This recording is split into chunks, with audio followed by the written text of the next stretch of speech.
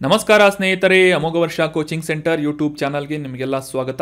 ಇವತ್ತಿನ ಪ್ರಮುಖವಾದಂತಹ current affairs ಟಾಪಿಕ್ಗಳನ್ನು discuss ಮಾಡೋಣ. ಲಾಸ್ಟ್ ಸೆಷನ್ನಲ್ಲಿ ಕೇಳಲಾದಂತಹ ಪ್ರಶ್ನೆಯ ಸರಿಯಾದ ಉತ್ತರ ಏನು ಅಂತ ಮೊದಲು ತಿಳಿದುಕೊಳ್ಳೋದಾದರೆ, ಈ ಕೋಲ್ ಬುಡಕಟ್ಟು ಸಮುದಾಯದವರು ಸ್ವತಂತ್ರ ಹೋರಾಟ ನಡೆಯುತ್ತಿರುವಂತಹ ಸಂದರ್ಭದಲ್ಲಿ ಅಥವಾ ಅದಕ್ಕಿಂತ ಮುಂಚೆ ಬ್ರಿಟಿಷರ ವಿರುದ್ಧ ದಂಗೆದ್ದಿದ್ದರು. ಈ ಕೋಲ್ ಮ್ಯೂಟಿನಿ ಅಂತ ಕರೆಸಿಕೊಳ್ಳುವಂತಹ ಈ ಕೋಲ್ ದಂಗೆ ನಡೆದಂತಹ ವರ್ಷ ಯಾವುದು ಅಂತ ಗುರುತಿಸಬೇಕಾಗಿದ್ದು, ಆಪ್ಷನ್ಗಳಲ್ಲಿ 1896, 1922, 1831 ಅಥವಾ 1952 ಅಂತ ನೀಡಲಾಗಿತ್ತು. ಆಪ್ಷನ್ 4 1952 ಹೀಗೆ ವ್ಯಾನಿಷ್ ಆಗುತ್ತೆ, ಯಾಕಂತಂದರೆ ಸ್ವತಂತ್ರ ನಂತರದ ಡೇಟ್ ಆಗಿದೆ ಇದು 1952 ಅಂತ. ಸೊ ಇದನ್ನು ಎಲಿಮಿನೇಟ್ ಮಾಡಿಬಿಡಿ. ಅದೇ ರೀತಿಯಾಗಿ ಉಳಿದಂತೆ ಈ ಮೂರು ಆಪ್ಷನ್ಗಳಲ್ಲಿ ಸರಿಯಾದ ಉತ್ತರ ಯಾವುದು ಅಂತಂದರೆ ಆಪ್ಷನ್ 3 1831 ಇಸವಿಯಲ್ಲಿ ಬ್ರಿಟಿಷರ ನಿಯಮಾವಳಿಗಳ ವಿರುದ್ಧವಾಗಿ ಈ ಕೋಲ್ ಸಮುದಾಯದವರು ದಂಗೆದ್ದಿದ್ದರು. ಇದನ್ನು ಕೋಲ್ ಮ್ಯೂಟಿನಿ ಅಂತ ಕೂಡ ಕರೆಯಲಾಗುತ್ತದೆ. ಕೋಲ್ ಅಪ್ರೈಸಿಂಗ್ ಅಂತ ಕೂಡ ನಾವು ಇತಿಹಾಸದಲ್ಲಿ ಓದಿರ್ತೀವಿ. ಮುಖ್ಯವಾಗಿ ಈ ಕೋಲ್ ಬುಡಕಟ್ಟು ಸಮುದಾಯದವರು ನಮ್ಮ ಭಾರತದ ಮಧ್ಯಪ್ರದೇಶ ರಾಜ್ಯದಲ್ಲಿ, ಅದರ ಉತ್ತರ ಭಾಗದಲ್ಲಿ ಮತ್ತು ಒಡಿಶಾ, ಮಹಾರಾಷ್ಟ್ರ, ಜಾರ್ಖಂಡ್ ಈ ರೀತಿಯಾದಂತಹ ಪ್ರಮುಖ ರಾಜ್ಯಗಳಲ್ಲಿ ವಾಸಿಸುತ್ತಿರುವಂತಹ ಬುಡಕಟ್ಟು ಸಮುದಾಯದವರಾಗಿದ್ದಾರೆ. ಮುಖ್ಯವಾಗಿ ಈ ಒಂದು ಕೋಲ್ ಮ್ಯೂಟಿನಿಗೆ ಸಂಬಂಧಪಟ್ಟಂತಹ ಇತಿಹಾಸವನ್ನು ನೋಡೋದಾದರೆ 1831 ಬ್ರಿಟಿಷರ ಈ ನಿಯಮಾವಳಿಗಳ ವಿರುದ್ಧವಾಗಿ ಈ ಕೋಲ್ ಸಮುದಾಯಕ್ಕೆ ಸಂಬಂಧಪಟ್ಟಂತಹ ಜನರು ಬುದ್ದು ಭಗತ್, ಜೋವಾ ಭಗತ್, ಜಿಂಡ್ರಾಯ್ ಮಾಂಕಿ, ಮದಾರ್ ಮಹತೋ ಈ ರೀತಿಯಾದಂತಹ ನಾಯಕರ ನೇತೃತ್ವದಲ್ಲಿ ಈ ಕೋಲ್ ಮ್ಯೂಟಿನಿಗೆ ಸಾಕ್ಷಿಯಾಗಿದ್ದರು. 1831 ವೆರಿ ಇಂಪಾರ್ಟೆಂಟ್, ನೋಟ್ ಮಾಡಿ ಇಟ್ಕೊಳ್ಳಿ. ಆನ್ಸರ್ ಮಾಡಿದಂಥ ಎಲ್ಲ ಸ್ಟೂಡೆಂಟ್ಸ್ಗಳಿಗೆ ಕಾಂಗ್ರ್ಯಾಚುಲೇಷನ್ಸ್, ವೆರಿ ವೆಲ್ ಡನ್. ಇದೇ ರೀತಿಯಾಗಿ ಡಿಸ್ಕಷನ್ನಲ್ಲಿ ಭಾಗವಹಿಸ್ತಾ ಇರಿ, ನಿಮ್ಮ ಆನ್ಸರ್ಗಳನ್ನು ಕಮೆಂಟ್ ಮಾಡ್ತಾ ಇರಿ ಅಂತ ಹೇಳ್ತಾ ಇವತ್ತಿನ ಪ್ರಶ್ನೆ ಏನು ಅಂತ ನೋಡೋಣ. ಆನ್ಸರ್ ಮಾಡೋದಕ್ಕೆ ಟ್ರೈ ಮಾಡಿ. ಸೀ ಗ್ರಾಸ್ ಅಥವಾ ಸಮುದ್ರದ ಹುಲ್ಲು, ಇದರ ಬಗ್ಗೆ ನಾವು ರೀಸೆಂಟಾಗಿ ಒಂದು ಆರ್ಟಿಕಲ್ನಲ್ಲಿ ಡೀಟೇಲ್ ಆಗಿ ಡಿಸ್ಕಸ್ ಮಾಡಿದ್ವಿ. ಸೊ ಈ ಸೀ ಗ್ರಾಸ್ ಬಗ್ಗೆ ಈ ಕೆಳಗಿನ ಹೇಳಿಕೆಗಳಲ್ಲಿ ಯಾವುದು ತಪ್ಪಾದಂತಹ ಹೇಳಿಕೆಯಾಗಿದೆ, ರಾಂಗ್ ಸ್ಟೇಟ್ಮೆಂಟ್ ಯಾವುದಾಗಿದೆ ಅಂತ ಗುರುತಿಸಬೇಕಾಗಿದೆ. ಆಪ್ಷನ್ಗಳಲ್ಲಿ ಈ ಸೀ ಗ್ರಾಸ್ ಅಥವಾ ಸಮುದ್ರ ಹುಲ್ಲನ್ನು ಪ್ರಪಂಚದಾದ್ಯಂತ ಕಾಣಬಹುದಾಗಿದೆ ಅಂತ ಇದೆ. ಆಪ್ಷನ್ 2 ಅಥವಾ ಸ್ಟೇಟ್ಮೆಂಟ್ 2. ಈ ಸೀ ಗ್ರಾಸ್ ವಿವಿಧ ಪೌಷ್ಟಿಕಾಂಶಗಳು ಮತ್ತು ಔಷಧೀಯ ಗುಣಗಳನ್ನು ಹೊಂದಿದೆ ಅಂತ ಇದೆ. ಆಪ್ಷನ್ 3 ಅಥವಾ ಸ್ಟೇಟ್ಮೆಂಟ್ 3. ಸಮುದ್ರ ಹುಲ್ಲು ಸಹದ್ಯುತಿ ಸಂಶ್ಲೇಷಣೆಯನ್ನು ಮಾಡುವುದರ ಮೂಲಕ ಆಮ್ಲಜನಕವನ್ನು ಉತ್ಪಾದಿಸುತ್ತದೆ ಅಂತ 3ನೇ ಸ್ಟೇಟ್ಮೆಂಟ್ ಇದೆ. ಅಥವಾ ಆಪ್ಷನ್ 4 ಮೇಲಿನ ಯಾವುದು ತಪ್ಪಾಗಿಲ್ಲ ಅಂತ ಸ್ಟೇಟ್ಮೆಂಟ್ ಇದೆ, ಅಥವಾ ಮೇಲಿನ ಯಾವುದೂ ಅಲ್ಲ ಅಂತ ಇದ್ದು ಈ ಸ್ಟೇಟ್ಮೆಂಟ್ಗಳಲ್ಲಿ ಯಾವುದು ತಪ್ಪಾದಂತಹ ಸ್ಟೇಟ್ಮೆಂಟ್ ಆಗಿದೆ ಅಂತ ಕಮೆಂಟ್ ಬಾಕ್ಸ್ನಲ್ಲಿ ಕಮೆಂಟ್ ಮಾಡಿ. ನೆಕ್ಸ್ಟ್ ಸೆಷನ್ನಲ್ಲಿ ಈ ಒಂದು ಆನ್ಸರನ್ನು ಮತ್ತು ಸಮುದ್ರ ಹುಲ್ಲಿನ ಬಗ್ಗೆ ಕೆಲವೊಂದಿಷ್ಟು ಇಂಪಾರ್ಟೆಂಟ್ ಮಾಹಿತಿಗಳನ್ನು ಆರ್ಟಿಕಲ್ನಲ್ಲಿ ಡಿಸ್ಕಸ್ ಮಾಡೋಣ. ಈ ಇಮೇಜ್ನಲ್ಲಿ ಕೂಡ ನೋಡ್ಬೋದು, ಸಮುದ್ರದ ತಳಭಾಗದಲ್ಲಿ ಬೆಳೆದಿರುವಂತಹ ಈ ಹುಲ್ಲನ್ನು ಸಮುದ್ರ ಹುಲ್ಲು ಅಥವಾ ಸೀ ಗ್ರಾಸ್ ಅಂತ ಕೂಡ ಕರೆಯಲಾಗುತ್ತದೆ. ಇನ್ನು ಇವತ್ತಿನ ಆರ್ಟಿಕಲ್ಗೆ ಸಂಬಂಧಪಟ್ಟಂತಹ ಪ್ರಶ್ನೆಯನ್ನು ನೋಡೋದಾದರೆ, ಈ ಟ್ಯಾಂಪರಾ ಸರೋವರ ಯಾವ ರಾಜ್ಯದಲ್ಲಿದೆ ಅಂತ ಪ್ರಶ್ನೆ ಇದೆ. ಆಪ್ಷನ್ಗಳಲ್ಲಿ ಕರ್ನಾಟಕ, ಉತ್ತರ ಪ್ರದೇಶ್, ಒಡಿಶಾ ಅಥವಾ ಮಧ್ಯಪ್ರದೇಶ ಅಂತ ನೀಡಲಾಗಿದ್ದು, ಸರಿಯಾದ ಉತ್ತರ ಏನು ಅಂತಂದರೆ ಆಪ್ಷನ್ 3 ಒಡಿಶಾ ರಾಜ್ಯದಲ್ಲಿ ಈ ಟ್ಯಾಂಪರಾ ಅನ್ನುವ ಸರೋವರ ಅಥವಾ ಲೇಕ್ ಟ್ಯಾಂಪರಾ ಲೊಕೇಟ್ ಆಗಿದೆ. Option 3 Odisha is right answer. ಮೊದಲಿಗೆ ಕಾಂಟೆಕ್ಸ್ಟನ್ನು ಅರ್ಥ ಮಾಡ್ಕೊಳ್ಳೋದಾದರೆ, ಈ ಒಡಿಶಾದಲ್ಲಿರುವಂತಹ ಟ್ಯಾಂಪರಾ ಅನ್ನುವ ಸರೋವರದ ಸುತ್ತಮುತ್ತ ಕಾನೂನು ಬಾಹಿರವಾದಂತಹ ನಿರ್ಮಾಣಗಳು, ಕಾನ್ಸ್ಟ್ರಕ್ಷನ್ಸ್ಗಳು ನಿರ್ಮಾಣವಾಗ್ತಾ ಇವೆ ಅಂತ ಈ ಒಂದು ಅವುಗಳನ್ನು ತಡೆಯುವಂತಹ ನಿಟ್ಟಿನಲ್ಲಿ ಒಡಿಶಾ ಸರ್ಕಾರ ಕೆಲವೊಂದಿಷ್ಟು ಕಾರ್ಯಗಳನ್ನು ಕೈಗೊಳ್ಳಬೇಕಾಗಿದೆ ಅಂತ, ಕ್ರಮಗಳನ್ನು ಕೈಗೊಳ್ಳಬೇಕು ಅಂತ ಈ national green tribunal NGT national green tribunal ಅಥವಾ ರಾಷ್ಟ್ರೀಯ ಹಸಿರು ನ್ಯಾಯಮಂಡಳಿಯಿಂದ ಆದೇಶವನ್ನು ನೀಡಲಾಗಿದೆ, ನಿರ್ದೇಶನವನ್ನು ನೀಡಲಾಗಿದೆ ಅಂತ ನ್ಯೂಸ್ನಲ್ಲಿ ಪಬ್ಲಿಷ್ ಆಗಿತ್ತು. ಸೊ ಹೀಗಾಗಿ ಈ ಟ್ಯಾಂಪರಾ ಅನ್ನುವ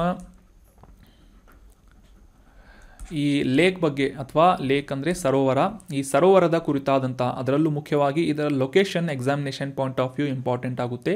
ಸೊ ಹೀಗಾಗಿ ಇದರ ಲೊಕೇಶನ್ ಕುರಿತಾದಂಥ ಮಾಹಿತಿಯನ್ನು ಡಿಸ್ಕಸ್ ಮಾಡೋಣ. ಈ ಒಂದು ಇಮೇಜ್ನಲ್ಲಿ ನೀವೆಲ್ಲ ಕಾಣ್ತಿರ್ಬೋದು, ಒಡಿಶಾದ ದಕ್ಷಿಣ ಭಾಗದಲ್ಲಿ ಈ ಕರಾವಳಿಯೊಂದಿಗೆ ಹತ್ತಿಕೊಂಡಂತೆ ಅಥವಾ ಅದಕ್ಕೆ ಜಾಯಿಂಟ್ ಆದಂತೆ ಕಾಣುವಂತಹ, ಆದರೂ ಕೂಡ ಕರಾವಳಿಯಿಂದ ಸಾಕಷ್ಟು ದೂರದಲ್ಲಿರುವಂತಹ ಸಿಹಿ ನೀರಿನ ಸರೋವರ ಯಾವುದು ಅಂತಂದರೆ ಟ್ಯಾಂಪರಾ ಅನ್ನುವ ಹೆಸರಿನ ಲೇಕ್ ಆಗಿದೆ ಅಥವಾ ಸರೋವರ ಆಗಿದೆ.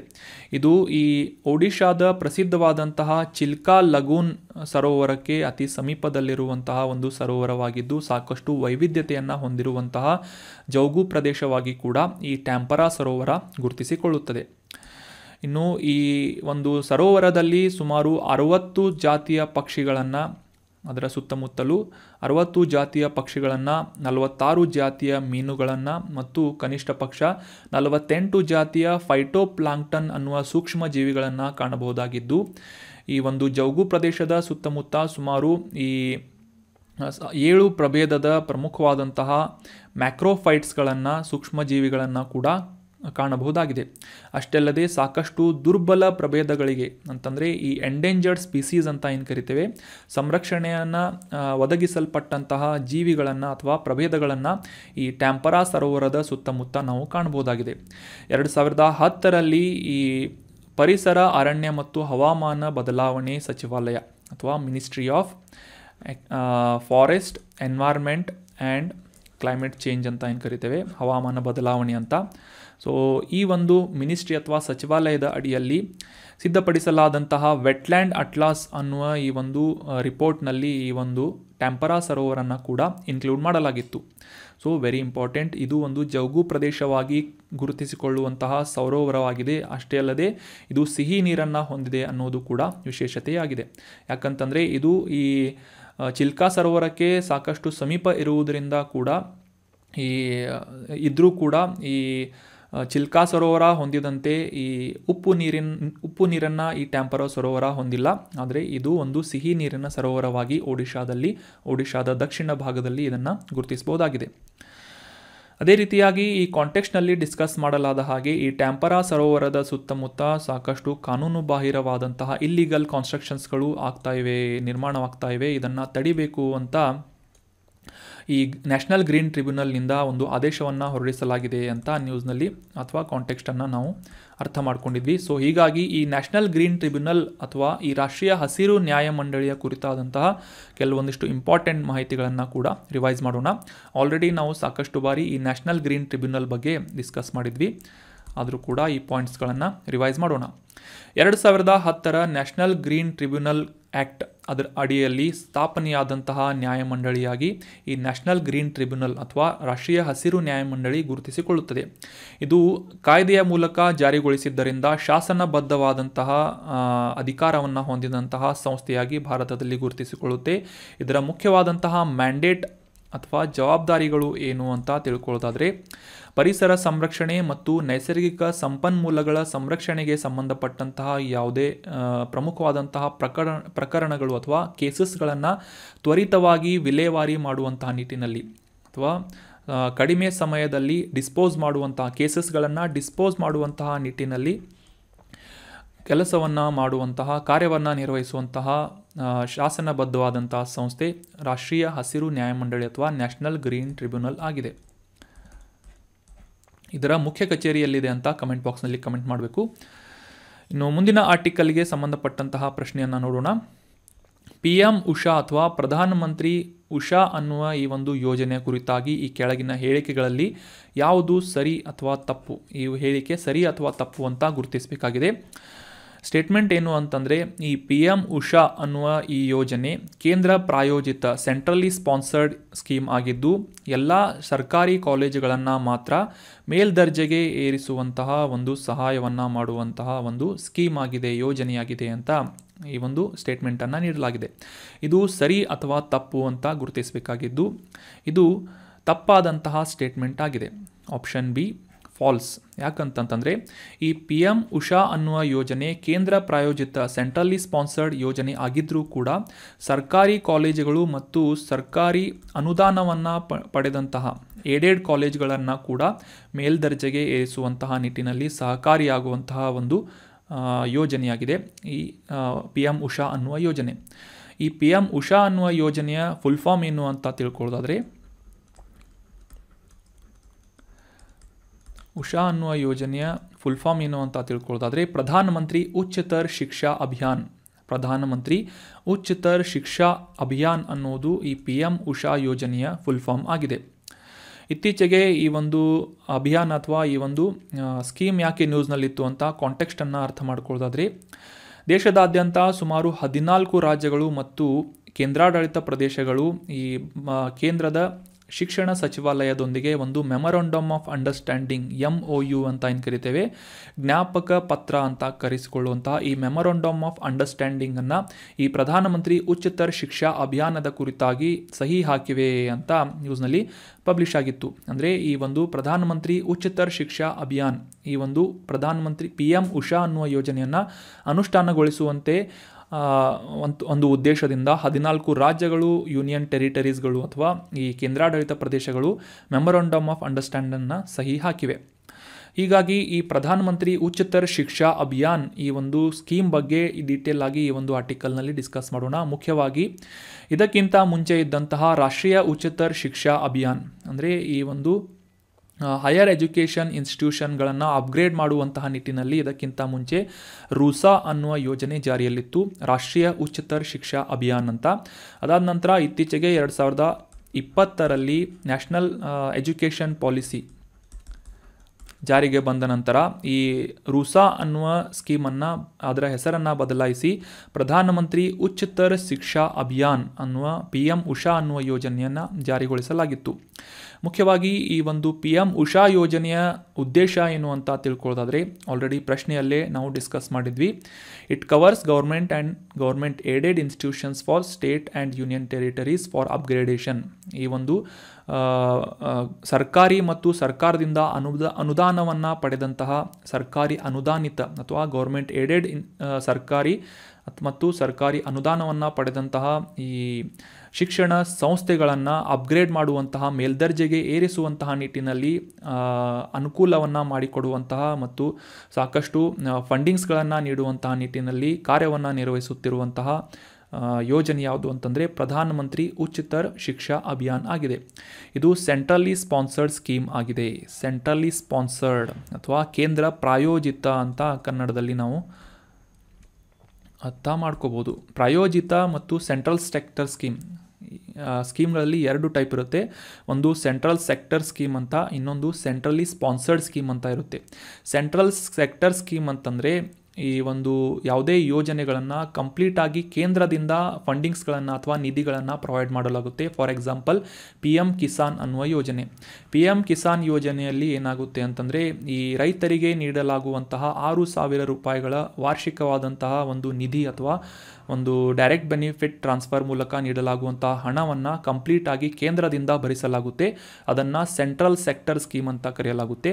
ಅದೇ ರೀತಿಯಾಗಿ ಸೆಂಟ್ರಲಿ ಸ್ಪಾನ್ಸರ್ಡ್ ಸ್ಕೀಮ್ ಅಂತಂದರೆ ಈ ಕೇಂದ್ರ ಪ್ರಾಯೋಜಿತ ಯೋಜನೆ ಏನು ಅಂತಂದರೆ ಈ ಒಂದು ಯಾವುದೇ ಒಂದು ಯೋಜನೆಯನ್ನು ಕೇಂದ್ರದಿಂದ ಆಯೋಜನೆ ಅಥವಾ ಒಂದು ಸ್ಪಾನ್ಸರ್ಶಿಪ್ಪನ್ನು ನೀಡಲಾಗುತ್ತೆ. ಫಾರ್ ಎಕ್ಸಾಂಪಲ್ ಈ ಒಂದು ಯೋಜನೆಗೆ ಬೇಕಾದಂತಹ ನಿಧಿ ಅಥವಾ ಫಂಡ್ಗಳಲ್ಲಿ ಕೆಲವೊಂದಿಷ್ಟು ಪರ್ಸೆಂಟ್ಗಳಷ್ಟು ಮಾತ್ರ ಕೇಂದ್ರದಿಂದ ಅನುದಾನವನ್ನು ನೀಡಿ ಉಳಿದಂತಹ ಒಂದು ಅನುದಾನವನ್ನು ಅಥವಾ ಫಂಡಿಂಗ್ಸ್ಗಳನ್ನು ಆಯಾ ರಾಜ್ಯಗಳು ಅಥವಾ ಕೇಂದ್ರಾಡಳಿತ ಪ್ರದೇಶಗಳಿಂದ ಭರಿಸಲಾಗುತ್ತದೆ. ಇದನ್ನು ಸೆಂಟ್ರಲಿ ಸ್ಪಾನ್ಸರ್ಡ್ ಸ್ಕೀಮ್ ಅಂತ ಕರೆಯಲಾಗುತ್ತೆ. This is the main difference between centrally sponsored scheme and central sector scheme.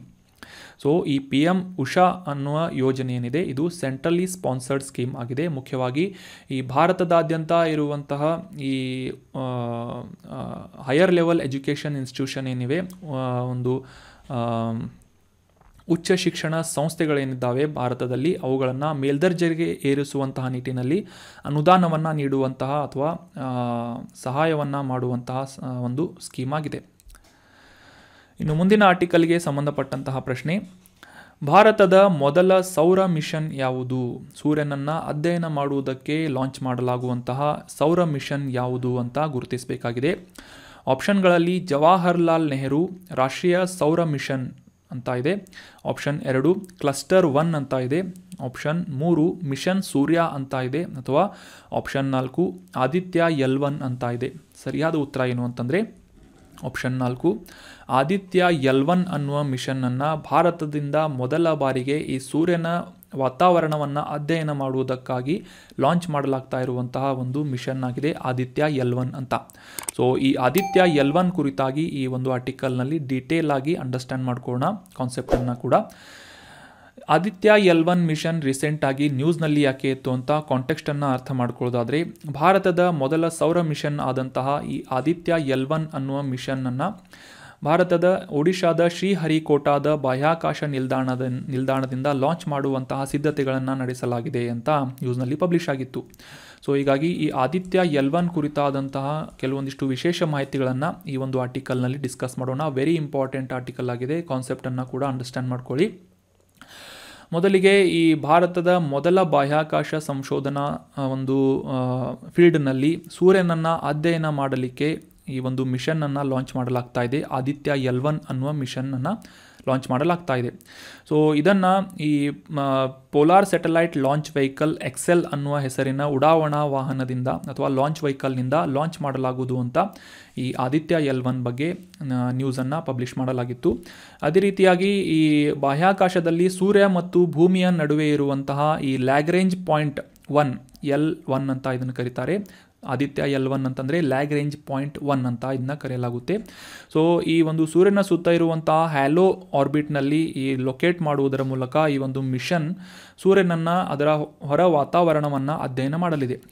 ಈ ಹ್ಯಾಲೋ ಕಕ್ಷೆ ಏನಿದೆ ಭೂಮಿಯಿಂದ ಸೂರ್ಯನ ಮಧ್ಯದಲ್ಲಿ ಸುಮಾರು ಭೂಮಿಯಿಂದ 1.5 ದಶಲಕ್ಷ ಕಿಲೋಮೀಟರ್ಗಳು ದೂರದಲ್ಲಿ ಈ ಒಂದು ಆದಿತ್ಯ L1 ಮಿಷನ್ ಏನಿದೆ ಕಾರ್ಯವನ್ನು ನಿರ್ವಹಿಸಲಿದೆ ಅಂತ ನಾವು ಅಂಡರ್ಸ್ಟ್ಯಾಂಡ್ ಮಾಡ್ಕೋಬೋದಾಗಿದೆ. ಈ ಆದಿತ್ಯ L1 ಮಿಷನ್ನನ್ನು ಹ್ಯಾಲೋ ಆರ್ಬಿಟ್ನಲ್ಲಿ ಅಥವಾ ಹ್ಯಾಲೋ ಕಕ್ಷೆಯಲ್ಲಿ ಸೇರಿಸುವುದರ ಮೂಲಕ L1 ಪಾಯಿಂಟ್ನಲ್ಲಿ ಲೊಕೇಟ್ ಮಾಡಲಾಗುವುದು ಅಂತ ಅಂಡರ್ಸ್ಟ್ಯಾಂಡ್ ಮಾಡ್ಕೊಂಡ್ವಿ.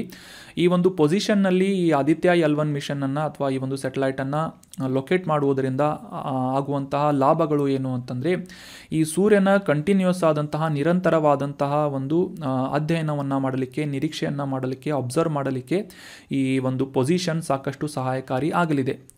ಸೊ ಮುಖ್ಯವಾಗಿ ಈ ಒಂದು ಯಾವುದೇ ರೀತಿಯಾದಂತಹ ಇತರ ಗ್ರಹಗಳಿಂದ ಮಾಡಲಾಗುವಂಥ ಅಡೆತಡೆಗಳಾಗಿರ್ಬೋದು ಅಥವಾ ಈ ಸೋಲಾರ್ ಎಕ್ಲಿಪ್ಸ್ ಅಂತಂದರೆ ಈ ಗ್ರಹಣಗಳ ಸಂದರ್ಭದಲ್ಲಿ ಸೂರ್ಯನನ್ನು ಮರೆಮಾಚುವಂತಹ ಕೆಲವೊಂದಿಷ್ಟು ಸಂದರ್ಭಗಳನ್ನು ಅವಾಯ್ಡ್ ಮಾಡುವಂತಹ ನಿಟ್ಟಿನಲ್ಲಿ ಈ L1 ಪೊಸಿಷನ್ನಲ್ಲಿ ಲ್ಯಾಗ್ರೇಂಜ್ ಪಾಯಿಂಟ್ L1 ಪೊಸಿಷನ್ನಲ್ಲಿ ಈ ಹ್ಯಾಲೋ ಆರ್ಬಿಟ್ನಲ್ಲಿ ಈ ಆದಿತ್ಯ ಮಿಷನ್ನನ್ನು ಲೊಕೇಟ್ ಮಾಡಲಾಗ್ತಾ ಇದೆ. ಈ ಒಂದು ಇಮೇಜ್ನಲ್ಲಿ ಕ್ಲಿಯರ್ ಆಗಿ ನೋಡ್ಬೋದು ನೀವು. ಭೂಮಿಯಿಂದ ಸುಮಾರು 1.5 ಮಿಲಿಯನ್ ಕಿಲೋಮೀಟರ್ ಅಂತಂದರೆ 1.5 ದಶಲಕ್ಷ ಕಿಲೋಮೀಟರ್ ದೂರದಲ್ಲಿ L1 ಪೊಸಿಷನ್ ಅಂತ ಬರುತ್ತೆ, ಲ್ಯಾಗ್ರೇಂಜ್ ಪಾಯಿಂಟ್ 1 ಅಂತ. ಸೊ ಈ ಒಂದು ಪೊಸಿಷನ್ನಲ್ಲಿ ಸೂರ್ಯ ಮತ್ತು ಭೂಮಿಯ ಗುರುತ್ವಾಕರ್ಷಣ ಬಲಗಳು ಆಲ್ಮೋಸ್ಟ್ ಸೇಮ್ ಆಗಿರುತ್ತದೆ.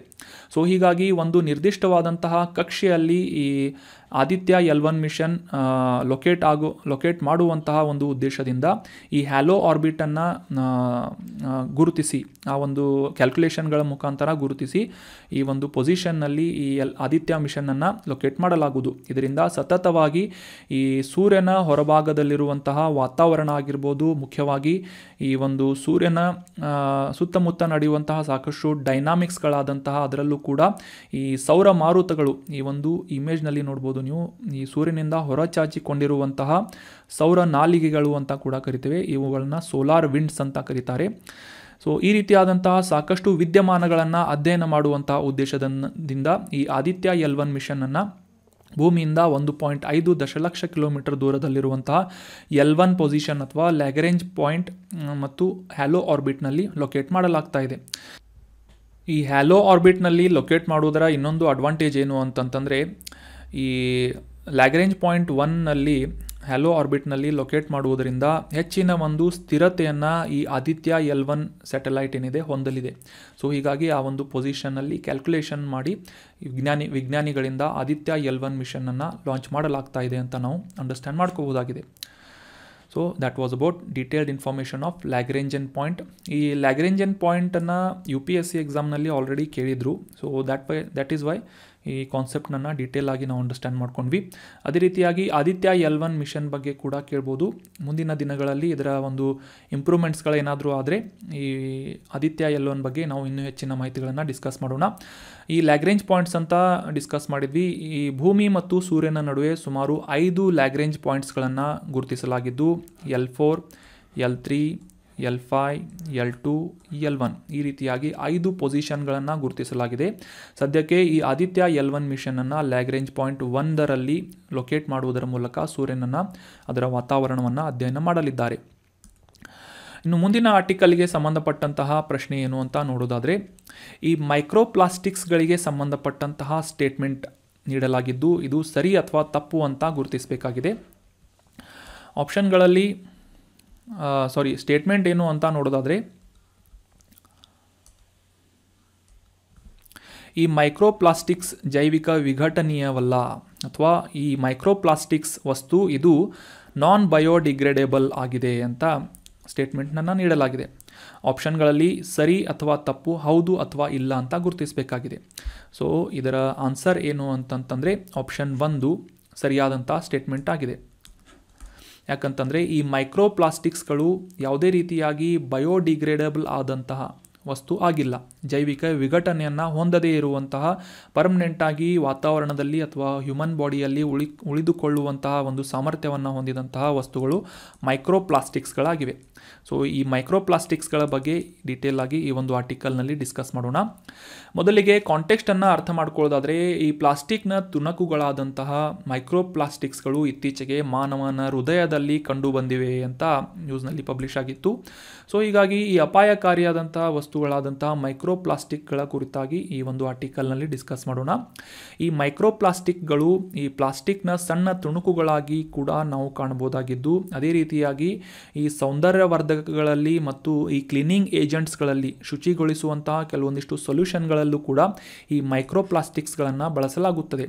ಸೊ ಈ ರೀತಿಯಾಗಿ ಈ ಸಣ್ಣ ತುಣುಕುಗಳಾಗಿ ಪ್ಲಾಸ್ಟಿಕ್ನ ಸಣ್ಣ ತುಣುಕುಗಳಾಗಿ ಪರಿಸರದಲ್ಲಿ ಮತ್ತು ವಾತಾವರಣದಲ್ಲಿ ಕಂಡುಬರುವಂತಹ ಪ್ಲಾಸ್ಟಿಕ್ಗಳು ಸಾಮಾನ್ಯವಾಗಿ ವಿಘಟನೆಯನ್ನು ಹೊಂದದೆ ಪರ್ಮನೆಂಟಾಗಿ ವಾತಾವರಣದಲ್ಲಿ ಉಳಿಯಬಲ್ಲಂತಹ ಒಂದು ವಸ್ತುವಾಗಿ ಮೈಕ್ರೋಪ್ಲಾಸ್ಟಿಕ್ಸ್ಗಳು ಗುರುತಿಸಿಕೊಳ್ಳುತ್ತವೆ. ಸಾಮಾನ್ಯವಾಗಿ 1 ಮೈಕ್ರೋಮೀಟರ್ನಿಂದ ಹಿಡಿದು 5 ಮಿಲಿಮೀಟರ್ವರೆಗಿನ ಗಾತ್ರದ ಮೈಕ್ರೋಪ್ಲಾಸ್ಟಿಕ್ಸ್ಗಳನ್ನು ಗುರುತಿಸಲಾಗ್ತಾ ಇದ್ದು, ನೀರಿನಲ್ಲಿ ಈ ಮೈಕ್ರೋಪ್ಲಾಸ್ಟಿಕ್ಸ್ಗಳು ಯಾವುದೇ ರೀತಿಯಾಗಿ ಕರಗುವುದಿಲ್ಲ. ಸೊ ಸಿಂಪಲ್ ಆಗಿ ನೀವು ಅಂಡರ್ಸ್ಟ್ಯಾಂಡ್ ಮಾಡ್ಕೋಬೋದು. ಈ ನದಿ ಅಥವಾ ಸಮುದ್ರದಲ್ಲಿ ಮೈಕ್ರೋಪ್ಲಾಸ್ಟಿಕ್ಸ್ಗಳು ಇರುವುದರಿಂದ ಅಥವಾ ಸೇರಿಕೊಳ್ಳುವುದರಿಂದ ಇದರಿಂದ ಈ ಒಂದು ಸಮುದ್ರದಲ್ಲಿ ಅಥವಾ ನೀರಿನಲ್ಲಿ ವಾಸಿಸುವಂತಹ ಜೀವಿಗಳಿಗೆ ಸಾಕಷ್ಟು ಅಪಾಯಕಾರಿಯಾಗಲಿವೆ ಅಂತ ನಾವು ಅಂಡರ್ಸ್ಟ್ಯಾಂಡ್ ಮಾಡ್ಕೋಬೋದಾಗಿದೆ.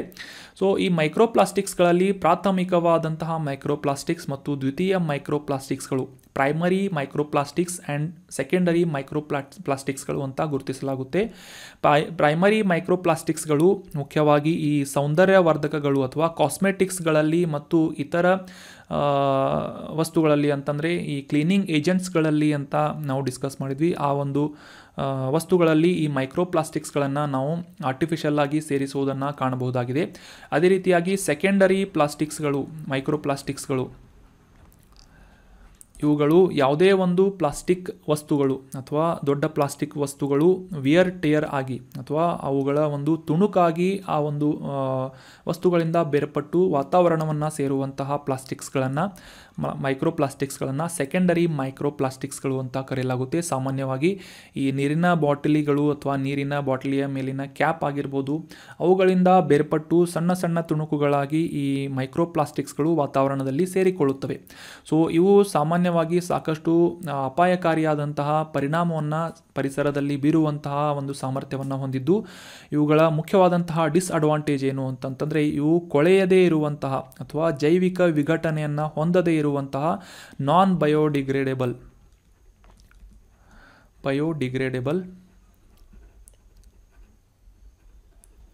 ವಸ್ತುಗಳಾಗಿ ಈ ಮೈಕ್ರೋಪ್ಲಾಸ್ಟಿಕ್ಸ್ಗಳನ್ನು ಗುರುತಿಸಲಾಗುತ್ತದೆ.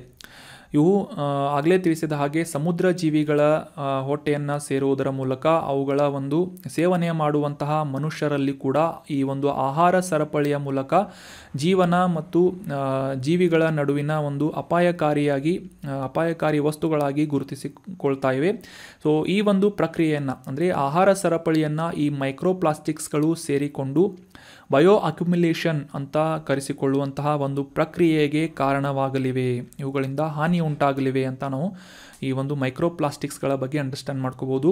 ಈ ಪರಿಸರ ಮಾಲಿನ್ಯಕ್ಕೆ ಸಂಬಂಧಪಟ್ಟಂತಹ ಅಥವಾ ಈ ಜಲ ಮಾಲಿನ್ಯಕ್ಕೆ ಸಂಬಂಧಪಟ್ಟಂತಹ ಯಾವುದೇ ವಿಷಯದ ಎಸ್ಸೆಗಳೇನಾದರೂ ಬಂದರೆ ಅಥವಾ ಈ ಮೇನ್ಸ್ ಆನ್ಸರ್ ರೈಟಿಂಗ್ನಲ್ಲಿ ಪ್ರಶ್ನೆಗಳನ್ನಾದರೂ ಆನ್ಸರನ್ನು ಬರೀಬೇಕು ಅನಿಸಿದರೆ ಈ ಮೈಕ್ರೋ ಪ್ಲಾಸ್ಟಿಕ್ಸ್ಗಳಿಂದ ಆಗುವಂತಹ ಹಾನಿಗಳನ್ನು ಕಂಪಲ್ಸರಿಯಾಗಿ ಮೆನ್ಷನ್ ಮಾಡಿ ಯಾವ ರೀತಿಯಾಗಿ ಈ ಫುಡ್ ಚೈನ್ ಅಥವಾ ಆಹಾರ ಸರಪಳಿಯನ್ನು ಸೇರಿಕೊಳ್ಳುವುದರ ಮೂಲಕ ಈ ನಾನ್ ಬಯೋಡಿಗ್ರೇಡೇಬಲ್ ಆದಂತಹ ಮೈಕ್ರೋ ಪ್ಲಾಸ್ಟಿಕ್ಸ್ಗಳು ಮಾಡುವಂತಹ ಒಂದು ಅಪಾಯಕಾರಿಯಾದಂತಹ ವಿಷಯವನ್ನು ಕೂಡ ಮೆನ್ಷನ್ ಮಾಡಿ. ಅದೇ ರೀತಿಯಾಗಿ ವಿಷಕಾರಿ ರಾಸಾಯನಿಕಗಳು ಮಾಲಿನ್ಯಕಾರಕಗಳನ್ನು ಕೂಡ ಇವು ಸಾಗಿಸಬಲ್ಲಂತಹ ವಸ್ತುಗಳಾಗಿದ್ದು ಜೀವಿಗಳು ಮತ್ತು ಪರಿಸರ ವ್ಯವಸ್ಥೆಗಳಿಗೆ ಸಾಕಷ್ಟು ಅಪಾಯವನ್ನುಂಟು ಮಾಡುವಂತಹ ಸಾಮರ್ಥ್ಯವನ್ನು ಈ ಮೈಕ್ರೋ ಪ್ಲಾಸ್ಟಿಕ್ಸ್ಗಳು ಹೊಂದಿವೆ. So that was about detailed information of micro plastics. ಇನ್ನು ಮುಂದಿನ ಆರ್ಟಿಕಲ್ಗೆ ಸಂಬಂಧಪಟ್ಟಂತಹ ಪ್ರಶ್ನೆ, ಈ ಕೆಳಗಿನ ನದಿಗಳಲ್ಲಿ ಯಾವುದು ಗಂಗಾ ನದಿಯ ಉಪನದಿಯಾಗಿಲ್ಲ ಅಂತ ಗುರುತಿಸಬೇಕಾಗಿದೆ. Which of the below river is not a tributary which of the below river is a tributary of Ganga river ಅಂತ ಇದೆ. ಆಪ್ಷನ್ಗಳಲ್ಲಿ ನಂದಾಕಿನಿ, ಆಪ್ಷನ್ 2 ನರ್ಮದಾ, ಆಪ್ಷನ್ 3 ಹಿರಾನ್ ಅಥವಾ ಆಪ್ಷನ್ 4 ಗಂಜಲ್ ಅಂತ ಇದೆ. ಸರಿಯಾದ ಉತ್ತರ ಏನು ಅಂತಂದರೆ ಆಪ್ಷನ್ 1 ನಂದಾಕಿನಿ ರಿವರ್. ಇದು ಗಂಗಾ ನದಿಯ ಪ್ರಮುಖವಾದಂತಹ ಉಪನದಿಯಾಗಿ ಗುರುತಿಸಿಕೊಳ್ಳುತ್ತದೆ. So option 1 is right answer. ಕಾಂಟೆಕ್ಸ್ಟನ್ನು ಮೊದಲಿಗೆ ಅರ್ಥ ಮಾಡ್ಕೊಳ್ಳೋದಾದರೆ ಇತ್ತೀಚೆಗೆ ಉತ್ತರಾಖಂಡದ ಈ ಒಂದು ಉತ್ತರಾಖಂಡದಲ್ಲಿ ಭೀಕರವಾದಂತಹ ಮಳೆ ಸುರಿತಾ ಇರುವುದರಿಂದ ಈ ನಂದಾಕಿನಿ ಪ್ರದೇಶದ ಹರಿಯುವಂತಹ ಚಮೋಲಿ ನಂದನಗರ್ನಲ್ಲಿ ಅಪಾಯದ ಒಂದು ಲೆವೆಲನ್ನು ಅಪಾಯದ ಮಟ್ಟವನ್ನು ನದಿ ದಾಟಿದೆ ಅಂತ ಈ ನಂದಾಕಿನಿ ರಿವರ್ ನ್ಯೂಸ್ನಲ್ಲಿ ಬಂದಿತ್ತು. ಸೊ ಹೀಗಾಗಿ ಈ ಒಂದು ನಂದಾಕಿನಿ ರಿವರ್ ಬಗ್ಗೆ ಡೀಟೇಲ್ ಆಗಿ ಈ ಒಂದು ಆರ್ಟಿಕಲ್ನಲ್ಲಿ ಡಿಸ್ಕಸ್ ಮಾಡೋಣ. ಮುಖ್ಯವಾಗಿ ಇದರ ಲೊಕೇಶನ್ ಎಲ್ಲಿ ಅಂತ ತಿಳ್ಕೊಳ್ಳೋದಾದರೆ ಉತ್ತರಾಖಂಡದ ರಾಜ್ಯದಲ್ಲಿ ನಂದಾಕಿನಿ ರಿವರ್ ಉತ್ಪತ್ತಿಯಾಗುತ್ತದೆ. ಅದರಲ್ಲೂ ಸ್ಪೆಸಿಫಿಕ್ ಆಗಿ ಹೇಳಬೇಕು ಅಂತಂದರೆ ಈ ನಂದಾ ಗುಂಗಟಿ ಅನ್ನುವ ಒಂದು ಗ್ಲೇಷಿಯರ್, ನಂದಾ ಗುಂಗಟಿ ಅನ್ನುವ ಒಂದು ಹಿಮನದಿಯಿಂದ ಹುಟ್ಟಿಕೊಳ್ಳುವಂತಹ ನದಿ ಯಾವುದು ಅಂತಂದರೆ ನಂದಾಕಿನಿ ರಿವರ್ ಆಗಿದೆ. ಈ ನಂದಾದೇವಿ ರಾಷ್ಟ್ರೀಯ ಉದ್ಯಾನವನದ ಬಳಿ ಈ ನಂದಾ ಗುಗಂಟಿ ಅನ್ನುವ ಹಿಮನದಿ ಲೊಕೇಟ್ ಆಗಿದ್ದು ಆ ಒಂದು ನದಿಯಿಂದ ಈ ನಂದಾಕಿನಿ ರಿವರ್ ಅಥವಾ ನಂದಾಕಿನಿ ನದಿ ಉತ್ಪತ್ತಿಯಾಗುತ್ತದೆ.